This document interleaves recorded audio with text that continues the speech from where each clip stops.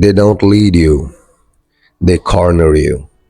I didn't know the word Pukwudgie when I first heard the whistle. That's important, because if I had known the name, I might have left immediately. And if I had left immediately, I won't be telling this story. This happened in New England, deep enough that cell service had already become unreliable, but no sea so deep that you'd call it wilderness. That's how these places work, close enough to feel safe, old enough to feel watched. I was there for something ordinary, a short hiking trip, a reset, one of those get away for a few days decisions people make when they think the world is loud but forget that silence listens back. The trailhead sign was old, not charming old, neglected old, the kind where letters have faded unevenly, like something tried to erase it and failed. I remember one line clearly because it made no sense at the time. Do not leave marked paths. Not for your safety, not wildlife area, just that. I stayed on the path, at least at first. The forest felt wrong in a way that's hard to explain without sounding dramatic. But I'm not embellishing. There was sound, but it didn't behave correctly. Birds would start, then stop mid call. Wind would move the upper branches but leave the ground still. And then there was the whistle, short, sharp, almost playful. It sounded human enough that my first instinct was relief. Someone else was out there. I whistled back. That was my first mistake. The reply came instantly. Too instantly. Same pitch, same rhythm, perfect mimicry. I didn't echo the way it should have been between the trees. It sounded close, too close for comfort. I laughed it off. People copy sounds all the time. Kids do it. Hikers do it. Then I noticed the footprints, small, bare. At first I thought they belonged to a child, which made my stomach tighten for an entirely different reason.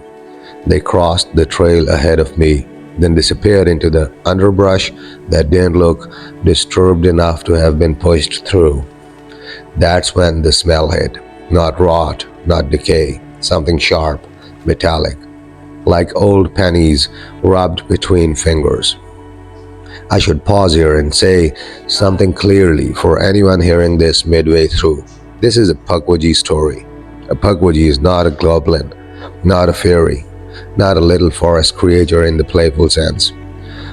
In Wampanoag folklore, they are small, human-like beings, 3 to 4 feet tall, with gray skin, large ears, and eyes that reflect light with like whetstones. They can appear helpful. They are not.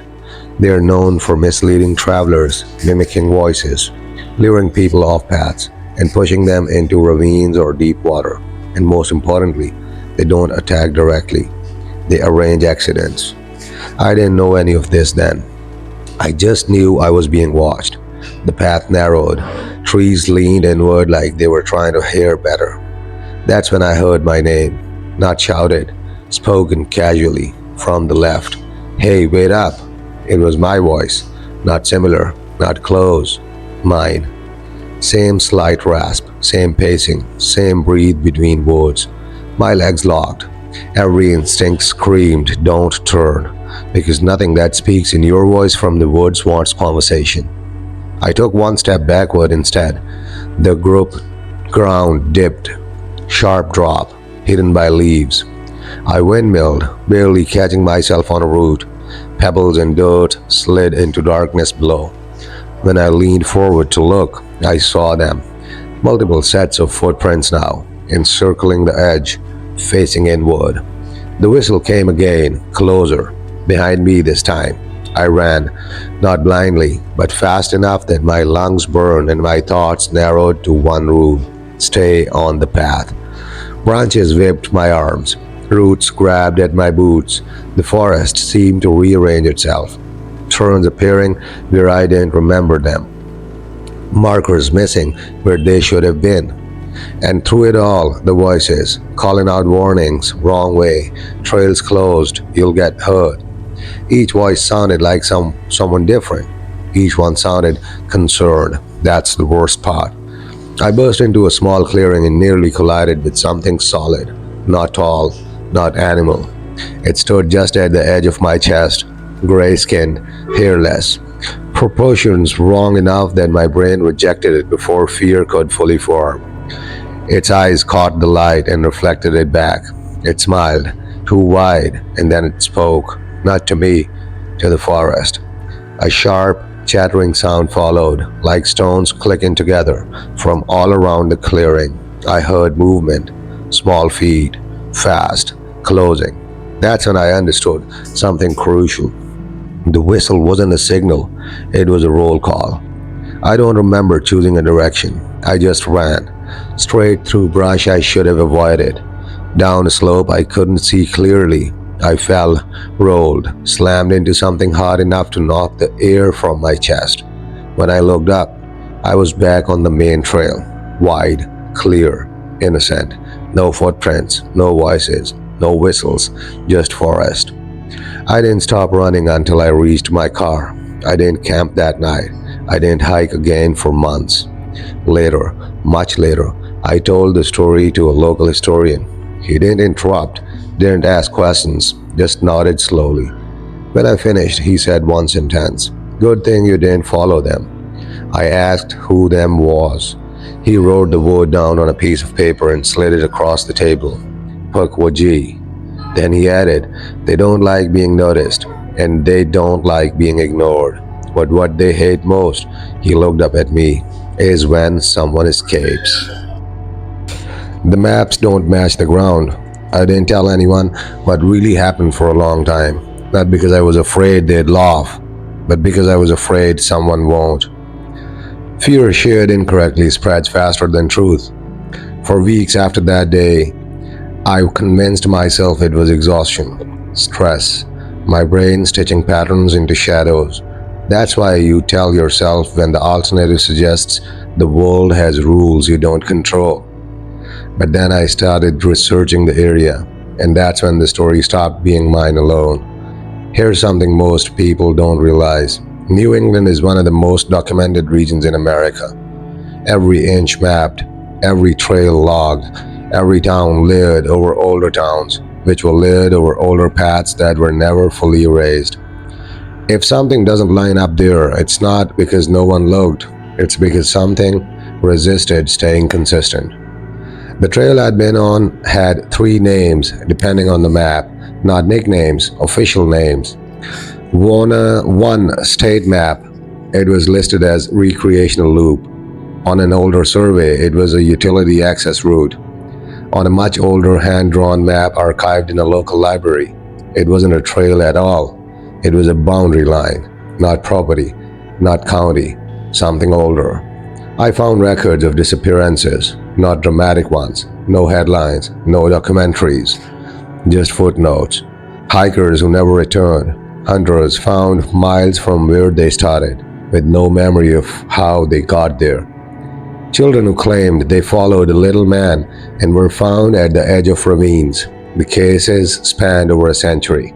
Different decades, different people, same locations, same outcome: confusion, disorientation, missing time, and always, always no signs of struggle. One report stuck with me. Late 1800s, a surveyor working alone, he vanished for 3 days and reappeared near a riverbank, dehydrated but alive. When questioned, he'd said he'd been walking in circles, guided by voices that promised to lead him back. They sounded like people who knew me. When they asked him what the voices sounded like, he paused and said, that sentence made my stomach drop.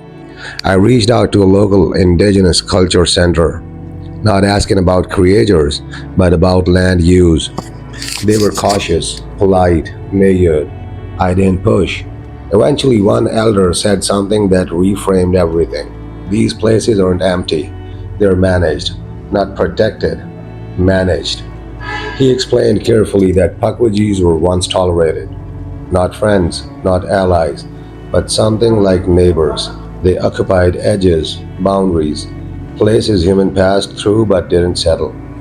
As long as humans respected those boundaries, there was balance. Then things changed. Roads cut through old paths, trails were widened, markers were moved, forests were turned into parks, safe, accessible, controlled. Except control was an illusion because Pukwudgies don't defend land, they defend patterns. And when patterns break, they don't attack, they correct. That's when I realized why the trail felt wrong. It wasn't dangerous because it was wild. It was dangerous because it was half tamed. A place where humans thought they were in charge. And that's where Pukwudgies work best. I went back online. Forums, old message boards, archived hiking logs, stories poured out once I knew what to look for. Whistling that matched your own, voices warning you away from safety. Sudden drops, hidden by leaves, small figures glimpsed at knee height, the sense of being guided without being followed. One phrase appeared again and again from people who didn't know each other. It felt like the woods are hurting me. That word, hurting, is important. Predators chase, Pukwudgie's position. I realized something else too. I hadn't escaped because I was stronger or smarter. I escaped because I panicked early. Most people don't. Most people hesitate. They listen, they respond, they trust. That's all it takes. The historian I'd spoken to earlier contacted me again. He asked if I'd gone back. I said no. He nodded, relieved. Then he told me something he hadn't said before. The ones who survive usually do one thing right. I asked what. They break the pattern. I asked what that meant. He smiled thinly. They stopped listening. That night I dreamed of the whistle. Only this time it didn't sound playful.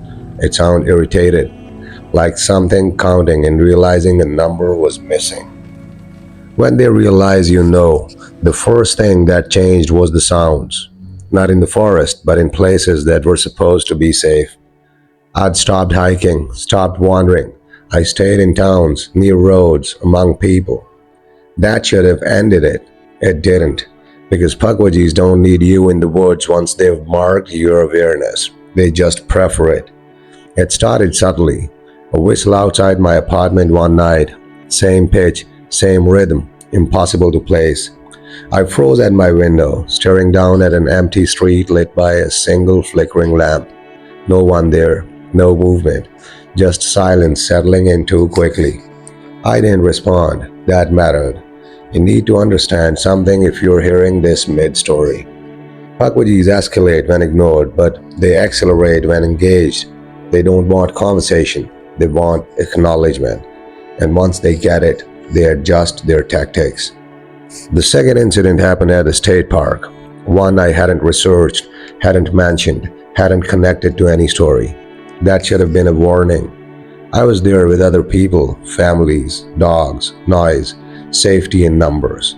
I stepped off the paved path to take a photo, just one step. The sound vanished, children stopped laughing, dogs stopped barking, every noise cut out like someone pulled a plug.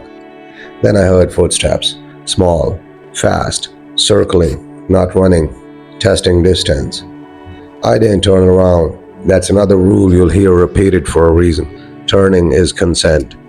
So I stayed forward, heart hammering, phone shaking in my hand, pretending to adjust camera settings while my peripheral vision caught movement at knee height.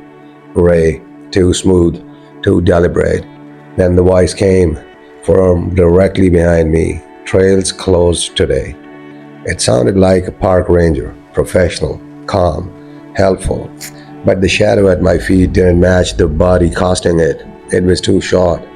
I walked forward, not fast, not slow, deliberate. That's how you break a herding pattern. Predators chase sudden movement. Pukwudgies adapt to predictability. The moment I stepped back onto the path, the sounds returned. Laughter, dogs, wind. I didn't look back. I didn't finish the photo. I left the park. That night, I did something dangerous. I spoke the name out loud, not as a challenge, as confirmation. Pukwudgie. The room felt smaller immediately, pressure in my ears, that metallic smell again, like coins rubbed together.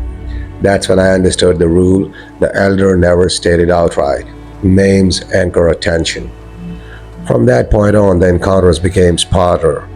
No more whistles, no more obvious mimicry. Instead, misdirection, wrong turns while driving, GPS rerouting me onto unfamiliar roads, trail signs that didn't match maps. Once, a road that should have led into town looped me back to the same wooded stretch 3 times, each time a little closer to the tree line. I stopped the car, turned it off, waited. 10 minutes passed before the pressure lifted. When I started the engine, the road behaved normally again. Here's what I learned too late. Pukwudgies don't follow individuals. They follow patterns of attention. The more you align your behavior around them, researching, avoiding, anticipating, the more visible you become. They don't need fear, they need focus. I reached out again to the elder. This time he didn't respond for weeks. When he finally did, the message was short. You're asking the wrong question. I asked what the right one was. His reply came hours later. Not what they want. Ask what you're doing that invites correction. That sentence reframed everything. I wasn't being hunted, I was being adjusted, corrected for stepping too close to an edge I hadn't known existed. The problem wasn't the forest, it was my assumption that knowledge was neutral. The next encounter confirmed it. I was home, lights on, doors locked. A knock came at the door, 3 taps, 2 evenly spaced. I looked through the keyhole. Nothing. No one. But on the floor, right up against the threshold, small, barefoots, facing inward. I did not open the door. I turned off the lights, and for the first time since this began, I did something intentional. I stopped looking for patterns. The ones who don't get a story. Most people think disappearances come with drama, search parties, helicopters, news vans parked at trailheads. That's not how it usually happens. The majority of people who vanish near Pukwudgie territory don't disappear loudly. They just fail to arrive somewhere. And that difference matters. I learned this after speaking to a volunteer EMT who worked rural coverage in Massachusetts and Rhode Island. I never mentioned folklore. I just asked about unusual calls. He paused longer than expected. Then he said, "You mean the ones where nothing adds up?" That was the phrase. Nothing adds up. He told me about a man found sitting at the bottom of a shallow ravine, alive, uninjured, dehydrated. The ravine was barely 10 feet deep. A fall won't have knocked him out. Yet the man couldn't explain how he got there. He remembered walking, then following someone, then nothing. When asked to describe who he followed, he said it was a guy, but he was too short and he never returned around. Another case, a teenage girl who vanished during a short trail run. No scream, no struggle, no broken branches. She reappeared 2 days later on the edge of a reservoir she'd never visited before, barefoot, phone still in her pocket, battery full. She told police she had been shown shortcuts. That phrase again, shortcut, helpful, guidance. Every story had the same tone. None of the survivors described fear at first. That's the part that should unsettle you. Pukwudgies don't terrify you immediately. They reduce friction. They make movement easier until it isn't. They don't push you into danger right away. They reposition you until danger is the only remaining direction. I was given access to old local logs, unofficial ones, notes passed between rangers, EMTs, search volunteers. Patterns emerged, disappearances clustered around, trail intersections, old boundary markers, areas where paths had been rerouted or improved, places with good visibility but poor acoustics. In other words, places humans thought were safe enough to watch closely. That's when something clicked. Pukwudgies don't thrive in wilderness, they thrive in assumed safety. Because assumed safety breeds inattention, and inattention is how patterns break. I asked the EMT why these cases never went public. He shrugged. Nothing to report, he said. They're not crimes, no evidence, no suspects. Then he added quietly, and no one wants to say the woods led somewhere, someone. I started to understand why my own case had ended without escalation. I'd refused guidance. I hadn't accepted help. I'd treated the forest like terrain, not like an ally. That distinction saved me, but others didn't make that choice. Some listened, some trusted, some followed voices that sounded reassuring, and some of them never came back. Not because they were killed, but because they were removed from the pattern entirely. Here's the part no one likes to hear. Not all disappearances are accidents, and not all survivals are victories. Some people return, but they don't quite realign. They avoid certain directions, refuse to walk near water, flinch at whistling, and they never explain why. I contacted one of them, a man who had reappeared after 3 days missing. He agreed to talk, but only if I didn't record. When I asked what he remembered, he said this: I didn't feel trapped.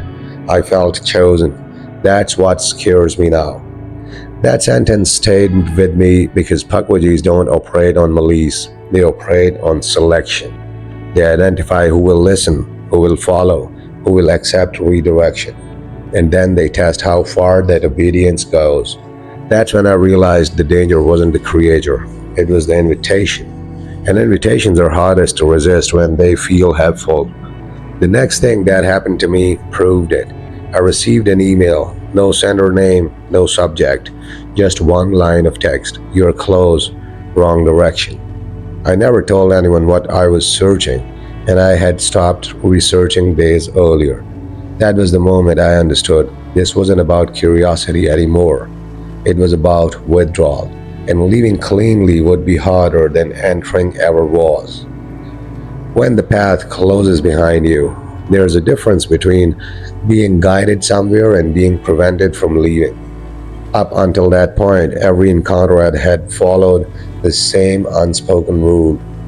I could always retreat. The moment that changed was the moment this stopped being coincidence. It happened on a road I'd driven dozens of times, a straight stretch cutting between two wooded hills, barely 10 minutes from town. No trails, no signs, no folklore warnings hidden in plain sight. Just asphalt and trees. I was driving home late, past midnight, quiet enough that headlights felt intrusive. Halfway through the stretch, my GPS recalculated. Not unusual. Then it recalculated again and again. Each time, it suggested a detour. Each time, the detour pointed off the road. I ignored it. That's when the engine sputtered. Once, twice. Then the dashboard lights dimmed. I coasted to the shoulder and stopped. The forest on either side was dense, but close, too close. Branches leaned inward, their silhouettes pressing against the edge of the light like they were curious what had arrived. I stayed in the car. Another rule: don't stop in uncertainty to fix convenience. The sound came next, not a whistle, not a voice. Footsteps, many of them fast, small, running in arcs around the vehicle, not touching it, testing distance. My phone lost signal, then power. Black screen, that metallic smell filled the car again, stronger now, like blood mixed with copper. That's when the knocking started, not on the windows, on the underside of the car, light taps, moving, like something pacing beneath me. You need to understand this clearly. Pukwudgies don't like confrontation, but they love containment. They don't rush, they don't force, they remove options until the one they want is all that remains. The driver's side door handle moved, not pulled, just tested. I froze. Then I heard my own voice again, from inside, calm, reasonable. Hey, you okay in there? I didn't respond. That was the right choice, because the next sentence broke the illusion. You shouldn't stay. Roads not safe tonight. Concerned, helpful, lying. I sat still for what felt like hours. In reality, it was probably minutes. Time behaves strangely when patterns close in. Eventually, the sounds stopped. The pressure lifted.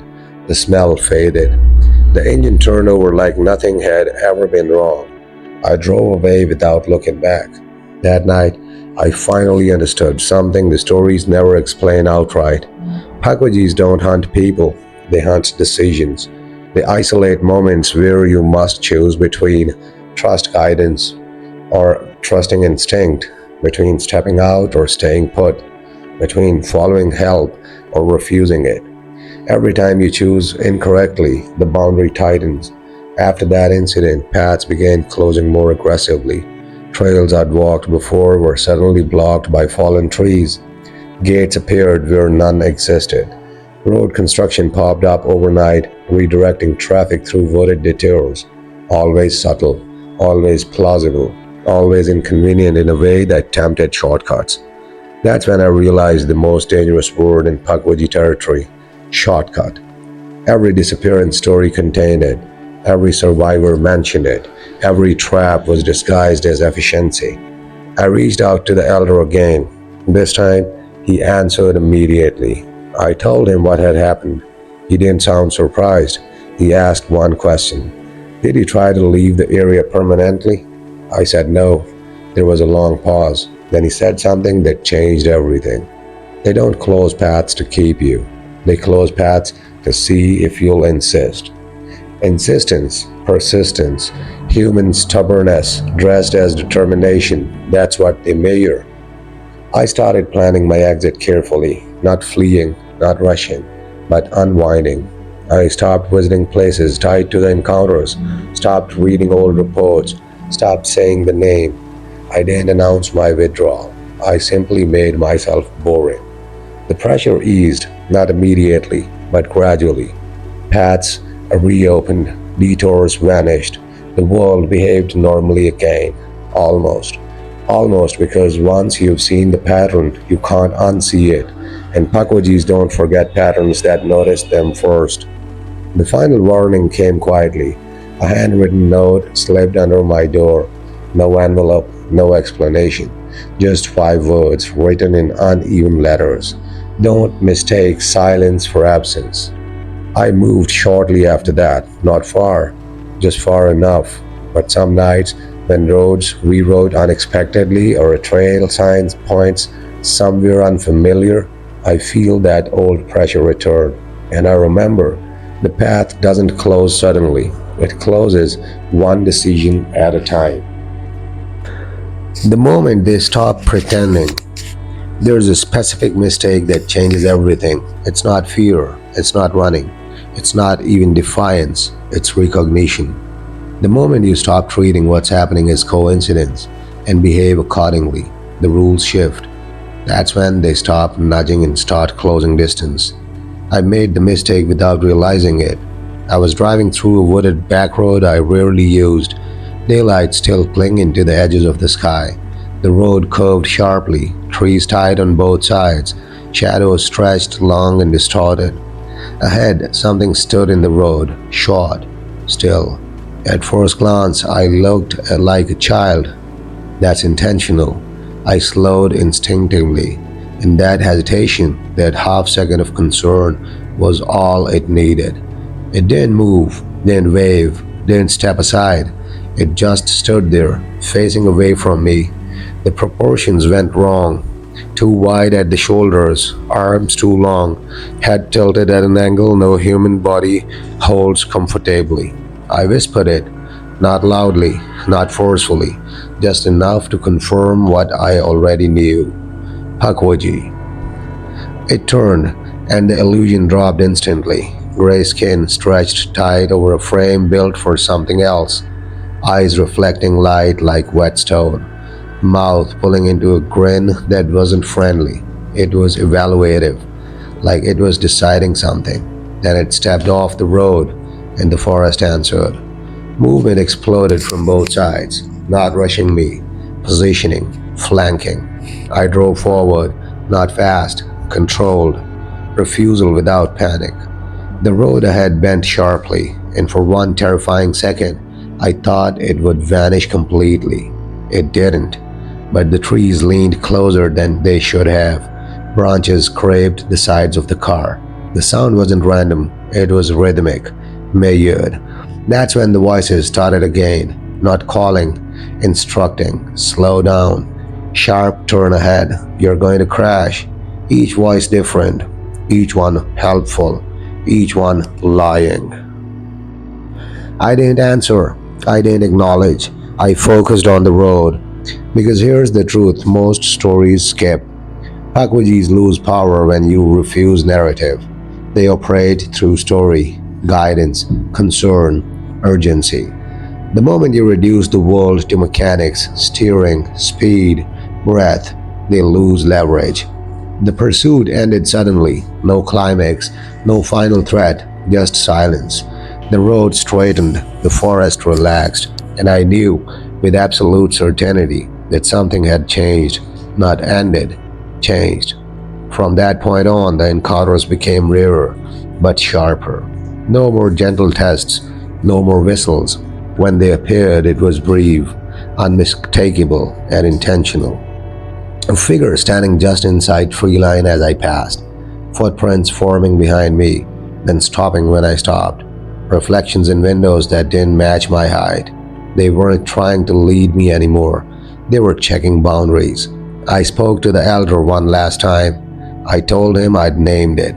He closed his eyes, exhaled slowly. "That's unfortunate," he said. I asked if it was dangerous. He shook his head. "No, just definitive."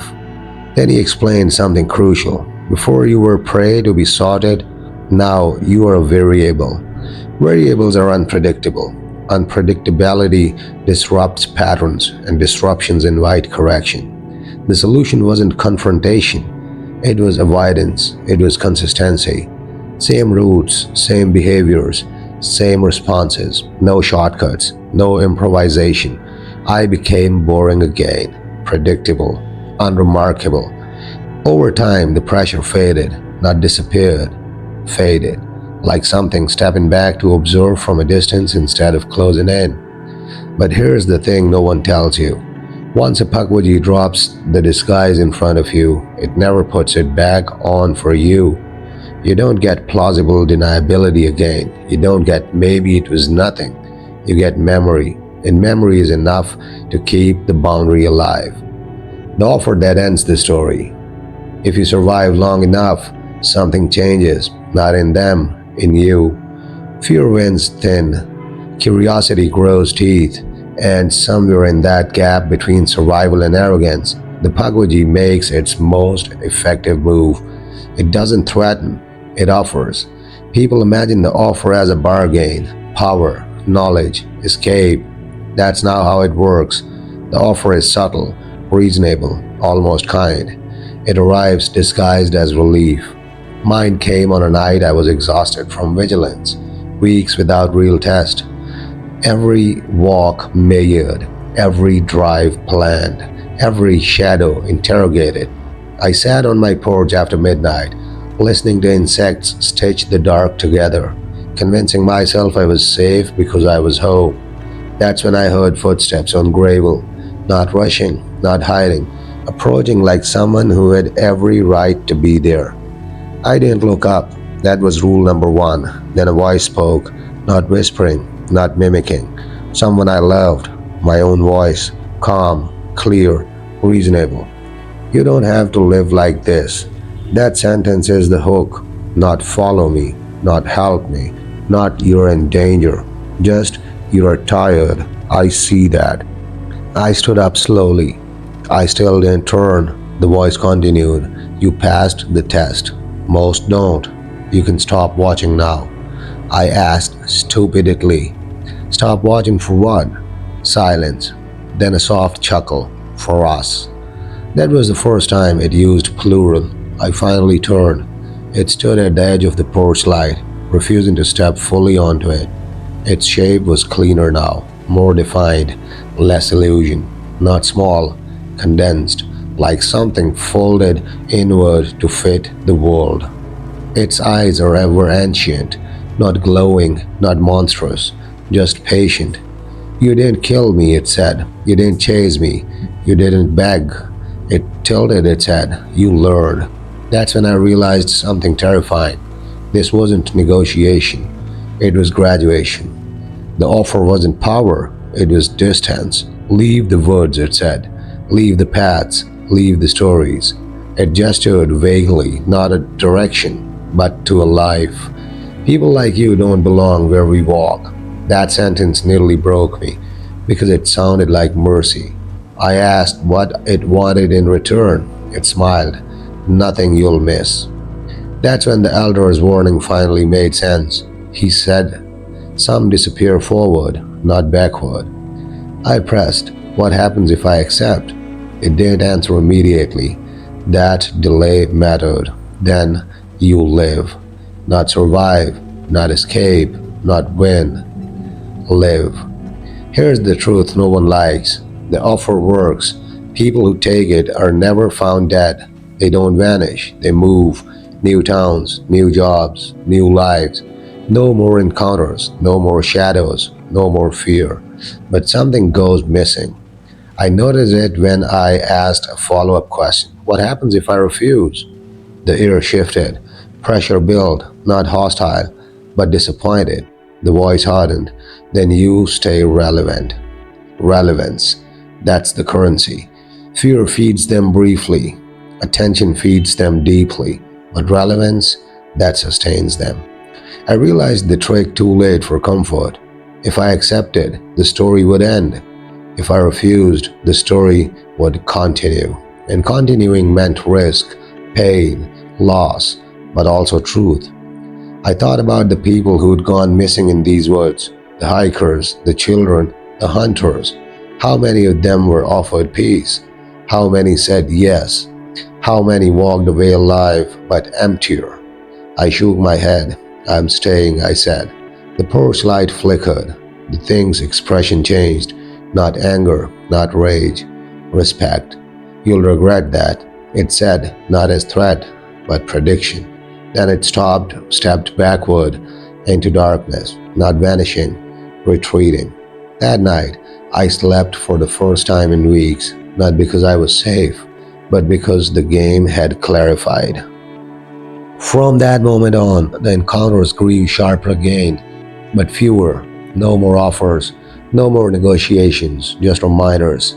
Footprints where I stood still too long, stones stacked where I'd cut through the woods, a whistle, once, from very close. The Pukwudgie hadn't lost interest, it had categorized me. And once you're categorized, you're no longer prey, you're context. The life that gets people killed. Every modern retelling makes the same mistake. They call the Pukwudgie a creator. That single word does more damage than fear ever could, because once you think you're dealing with an animal, something driven by hunger, territory, or instinct, you start applying the wrong survival logic, and that's how people die. Pukwudgies aren't predators. Predators hunt to eat. Pukwudgies intervene. They correct behavior. They disrupt balance. They don't chase you because you're weak. They appear because you're out of alignment. I learned this after speaking to someone who had studied disappearances across 3 states, Massachusetts, Rhode Island, and parts of New York. Not a folklorist, a land surveyor. He wasn't looking for myths. He was mapping patterns. He showed me his maps. Missing persons clustered around, old footpaths, abandoned stone walls, colonial boundary markers, areas where native land had been forcibly redefined. Not random, not wilderness, transition zones. That's when it clicked. Pukwudgies don't belong to the woods. They belong to edges. Edges between old and new, claimed and unclaimed, remembered and erased. They emerge where something was taken without consent, where stories were overwritten, where land was forced to forget its first language. The lie is that they're monsters. The truth is far more uncomfortable. They are responses. This reframes everything. Why they mislead instead of attack, why they imitate help, why they punish arrogance more than fear, why they respect consistency and boundaries, and why modern people are especially vulnerable. Because we don't recognize edges anymore. We bulldoze them. I tested the theory unintentionally. I was walking near an old stone boundary, one that marked a colonial land claim long before roads existed. I stepped over it casually. Immediately the woods went quiet, not eerie, deliberate. I stepped back over the stone. Sound returned, Birds resumed. Wind moved again. That's when I understood the rule. They don't guard land, they guard memory. People who mock the stories don't get punished, they get ignored. It's the ones who half believe, who step wrong while pretending not to know, that draw attention. Disrespect masked as ignorance. I spoke to the elder again. I told him my theory. He nodded once. Good, he said. You're finally listening instead of surviving. I asked why the stories paint them as evil. He smiled without humor. Because it's easier to fear a monster than admit you trespassed. That sentence should be carved into stone. Here's the part that modern media gets catastrophically wrong. Pukwudgies don't want chaos. They want restoration. But their idea of restoration doesn't include human comfort, or fairness, or mercy. They don't kill everyone who disappears. Some are moved, some are redirected, some are erased from context so thoroughly that searching for them becomes impossible. Not because they're dead, because they no longer belong to the map you're using. I stopped hiking after that, not out of fear, out of respect. When I walk now, I follow my paths intentionally. I don't cut corners. I don't step over old markers. I don't whistle back. And the encounter stopped almost completely. Almost. Because knowing the truth doesn't end the story. It just changes the role you play in it. One night, months later, I found a stone placed carefully on my porch step. Just one. Centered. Intentional. Not a threat. A reminder. You're still here. You still remember. So do we. Can they be stopped? The short answer, no. The long answer, maybe, but only if you understand the rules completely. I learned this the hard way. Months after my last encounter, I received a call. Not a voice, not a person. A locating ping. A location ping. The kind you get when a GPS is inexplicably active despite being turned off. It was an old trail near my childhood town. I hadn't been there in years, hadn't mentioned it, hadn't thought about it. Curiosity gnawed. Rule number 1, never follow curiosity in Pukwudgie territory. I drove anyway, not fast, not slow, balanced, watching shadows like they watched me. I parked at the trailhead. The forest looked ordinary, safe, mundane, but something was off. The leaves rustled, no wind. The birds went silent. The air smelled metallic. And then I saw movement, small, gray, darting between trees at knee height. Not running, not hiding, observing, testing. The figure froze when I froze, mirrored my posture, my breathing. This was not my first encounter, but it was different. They weren't correcting me. They were challenging me. I walked slowly, carefully, eyes forward. The Pukwudgie shifted, flanking me without moving in a straight line. It wasn't a trail I was following. It was their design. Every branch placed perfectly to make me pause. Every root angled to trip me if I misstepped. The message was clear. The forest could obey, but only because I allowed it. I stopped at a fork in the trail. Left led deeper in the dark undergrowth. Right led to a stream I knew, but never remembered seeing before. I froze.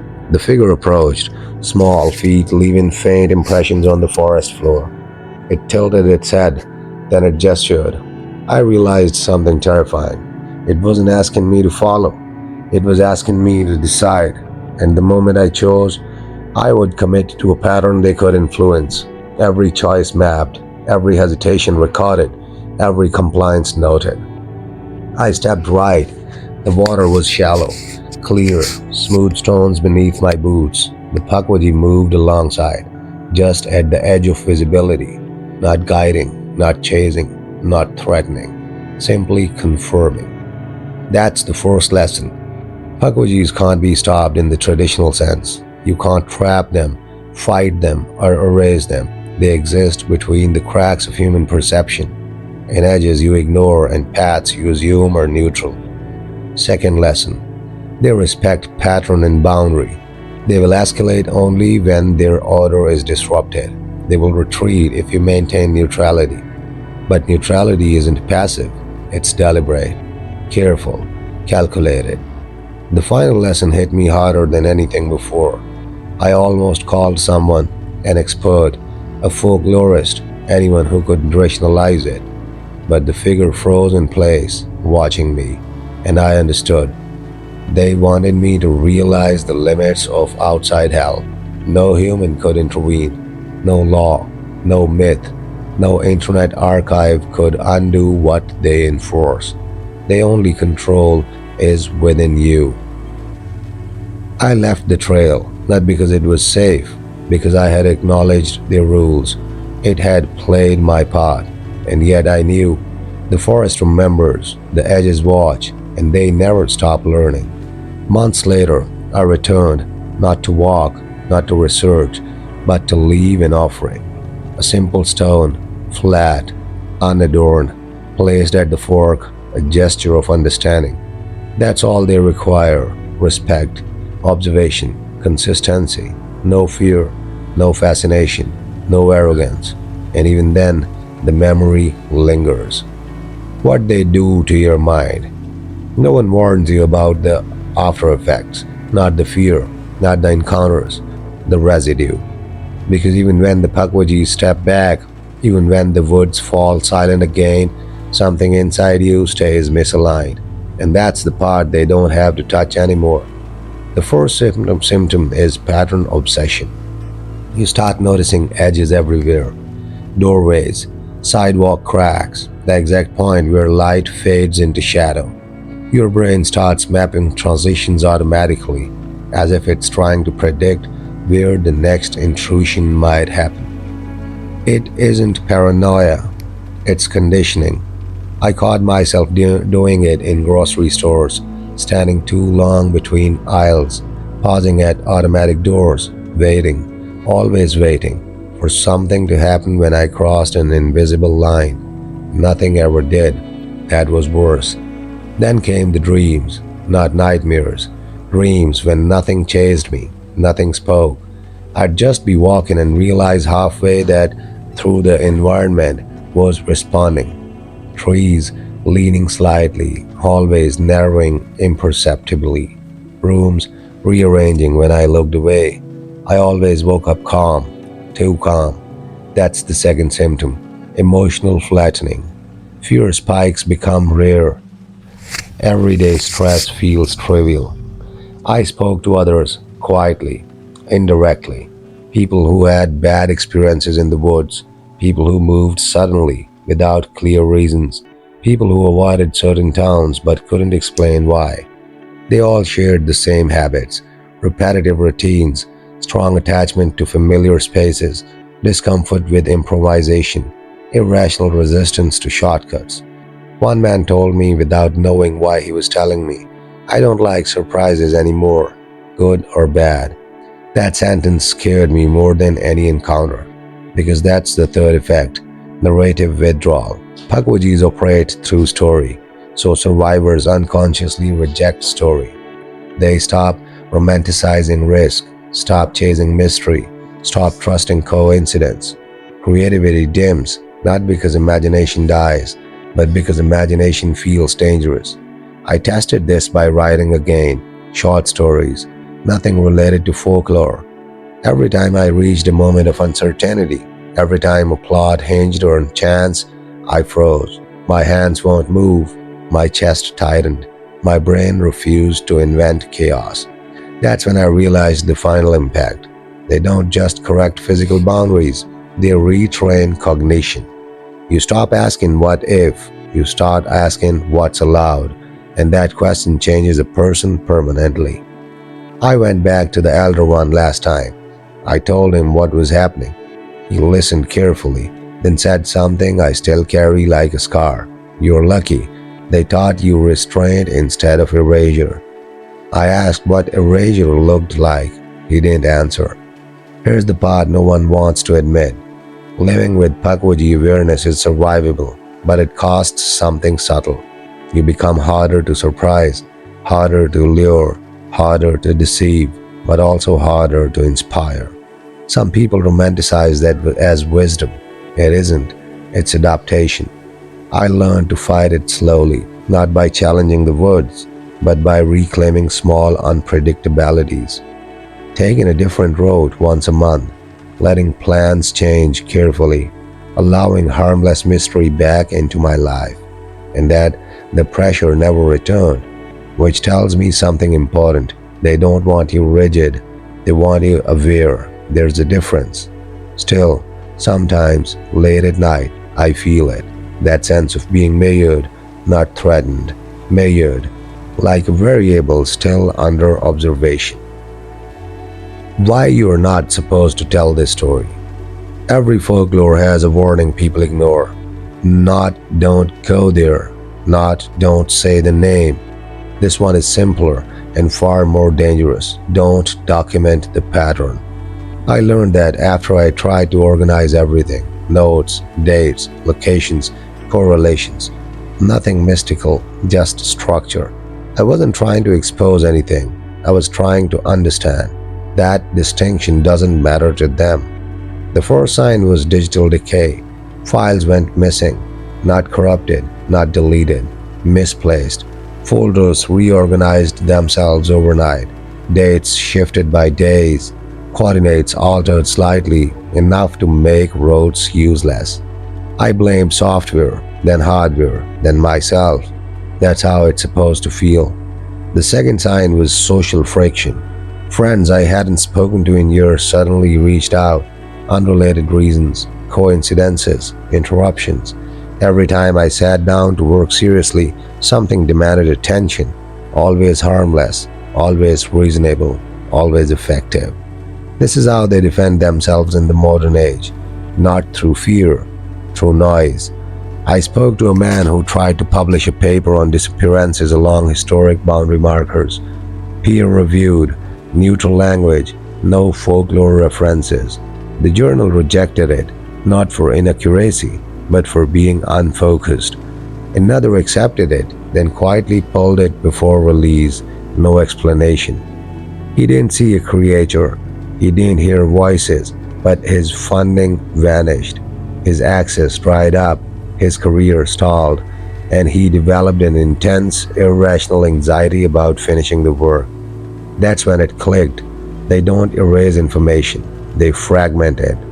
Scatter it across people who don't talk to each other, break the narrative so no single mind holds the whole shape. Stories survive, patterns don't.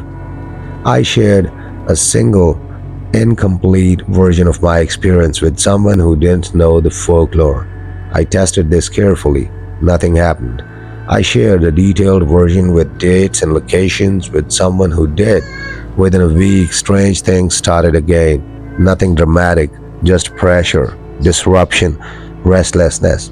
That's the boundary. They tolerate myth.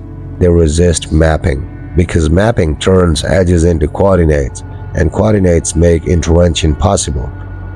This explains why indigenous oral traditions stay intact while modern documentation fails. Oral stories breathe, they adopt, they forget safely. Written systems try to fix meaning in place, and that's the one thing Pukwudgies won't allow. The elders said it best.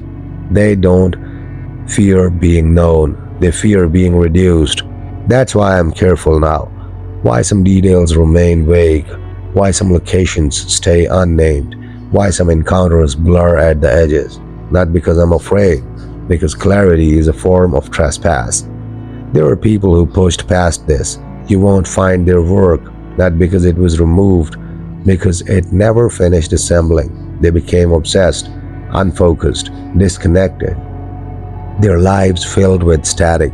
And here's the cruel irony.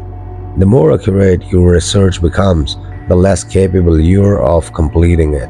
That's not a curse, it's a containment. I stopped trying to explain everything. I stopped connecting every dot. I left gaps intentionally, and the pressure eased. If you're listening to this now, if you're still here, it's because story is allowed, curiosity is allowed, but control is not. One last thing. The reason I can tell this story is because it's already incomplete. because I've chosen not to finish it, because endings are dangerous. Why this story found you? If you've made this far, there's something you should understand. This wasn't about teaching you a creator. It was about positioning you inside a pattern without you noticing when it happened. Because stories like this don't work unless the listener participates. Think back, not to the beginning of the series, to the moment you decided to keep listening. Not curiosity, not boredom, that quiet internal click, the sense that this wasn't just entertainment. That's the moment. That's when the story stopped being linear and started being relational. Pukwudgies don't need belief, they need attention applied over time. That's why short stories don't matter. That's why viral clips do nothing. But long narration, slow build, repetition, those create familiarity. And familiarity creates alignment. Here's the truth that most folklore storytellers never admit. You don't encounter Pukwudgies in the woods first. You encounter them in structure, in pacing, in how a story refuses to rush, in how it withholds resolution, in how it keeps you grounded instead of thrilling you. That's why this didn't end with a chase, or a reveal, or a final confrontation, because those endings satisfy ego, not reality. You may have noticed something subtle while listening. No single moment screamed danger. No single sentence demanded fear. Instead, there was a slow narrowing, a quiet recalibration, a sense that the world has rules you don't fully control, but can coexist with if you're careful. That feeling, that's not fiction, that's recognition. And here's the uncomfortable part. If you're listening to this in the middle of your day, on a commute, at night, half focused, you might think it hasn't affected you. But later, something small will happen. You'll hesitate at a doorway. You'll avoid a shortcut without knowing why. You'll pause before stepping off a path. And you won't panic. You'll just choose differently. That's not fear, that's calibration. This is why the story ends here. Not because there's nothing more to tell, but because continuing would shift it from folklore to instruction, and instruction crosses a line. I won't tell you where Pukwudgies still operate. You already live near edges. Everyone does. Urban edges, social edges, psychological ones, places where something old was overwritten and never fully left. But I will leave you with the only rule that matters. Pay attention without reaching. Observe without trying to master. Respect without romanticizing. And never ever assume that understanding gives you ownership. If this story unsettled you, that's normal. If it intrigued you, that's expected. If it felt oddly familiar, that's the one to sit with. Because folklore doesn't survive by being remembered, it survives by being relevant. And relevance doesn't announce itself, it waits. This isn't a warning, it's a courtesy. The story ends now, not because it's finished, but because you know enough to step carefully.